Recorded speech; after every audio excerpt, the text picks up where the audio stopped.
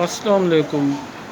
وزیر اعظم عمران خان اقوام متحدہ کی جنرل اسمبلی سے خطاب تھوڑی دیر میں کرنے والے ہیں۔ پاکستان سمیت انڈیا اور دیگر ممالک میں وزیر اعظم عمران خان کی اقوام متحدہ کی جنرل اسمبلی میں خاص طور پہ کشمیر کے ایشو پہ کی جانے والی تقریر کا انتظار ہو رہا ہے۔ وزیر اعظم عمران خان دنیا کے سامنے مقبوضہ کشمیر میں بھارتی جہریت اور اس کا اسٹیٹس تبدیل کرنے اور دیگر اہم امور پر بات کریں گے۔